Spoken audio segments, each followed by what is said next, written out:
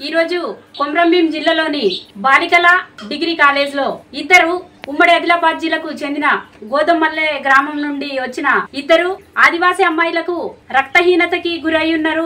వీళ్ళకి 3 గ్రాముల blood percentage ఉన్నది అనేసి అక్కడి ప్రిన్సిపాల్ వార్డెన్ కలిసి ఆ ఆదివాసీ అమ్మాయిలకి టీసీలు బలవంతంగా రాయించి ఇప్పించడం అనేది జరిగింది.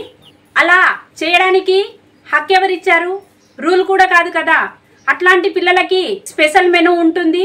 అక్కడే కాలేజ్లో ఏఎన్ఎం ఉంటారు. స్పెషల్ మెనూ ప్రకారం వాళ్ళకి ఐరన్ టాబ్లెట్స్, అలాగే పాలు, గుడ్లు అన్ని స్పెషల్ మెనూ ప్రకారం వాళ్ళకి అన్ని విధాల వాళ్ళకి ఆరోగ్యానికి సంబంధించిన ఫుడ్ పెట్టి వాళ్ళకి రక్తం ఇంప్రూవ్ అయ్యేలాగా చూసుకోవాల్సిన బాధ్యత ప్రిన్సిపాల్ మరియు మన వార్డెన్ గారిది ఉంటది.